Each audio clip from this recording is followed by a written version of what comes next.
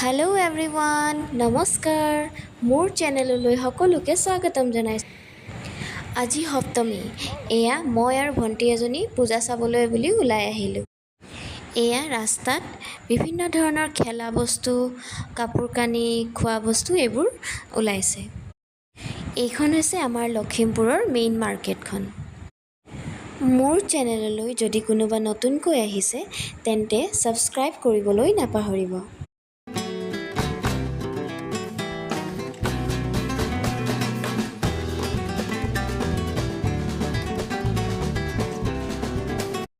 এয়া আমি দুজনী খোজকাঢ়ি গৈ আছোঁ। যিহে গৰম পৰিছে আজি, ঘামি জামি অৱস্থাই নাই আমাৰ। এইবিলাক পূজাৰ মিঠাই ওলাইছে, খেলা বস্তু ওলাইছে। এইখন খেলমাটিৰ পূজা মণ্ডপ।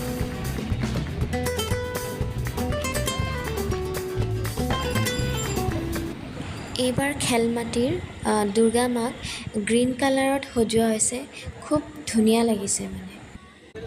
তাৰ পাছত আহি গ'লোঁ আমি চিধা শান্তিপাৰাৰ পূজা মণ্ডপলৈ। এয়া পূজা মণ্ডপলৈ যোৱা বাটটো ধুনীয়াকৈ লাইটেৰে সজোৱা হৈছে।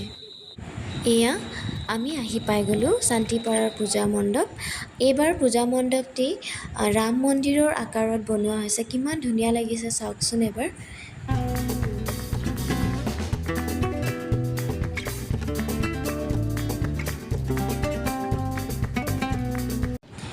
এয়া পূজা মণ্ডপৰ ভিতৰলৈ গৈ আছোঁ। এয়া পূজা মণ্ডপৰ ভিতৰলৈ গৈ আছোঁ।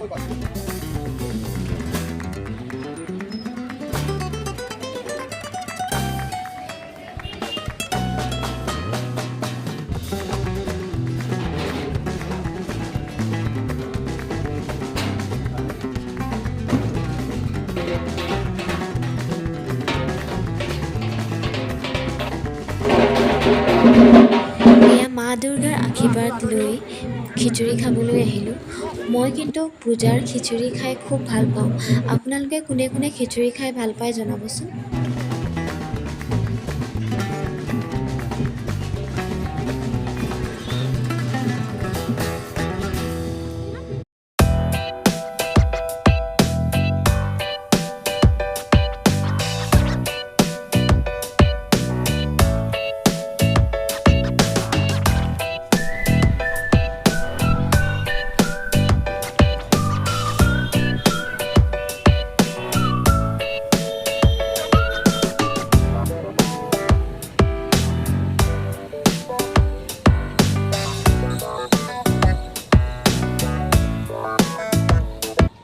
এইখন এখন পূজা মণ্ডপ, খুব ধুনীয়াকৈ সজাইছে। এই পূজা মণ্ডপৰ ভিতৰ ভাগটো গ্লাছ, কফি কাপ এইবিলাক দি সজোৱা হৈছে। এয়া দেখিছেনে কিমান ধুনীয়াকৈ বনাই থৈছে। ইয়াৰ পিছত আমি চিধা গ'লোঁ বজাৰপতিৰ পূজা মণ্ডপলৈ।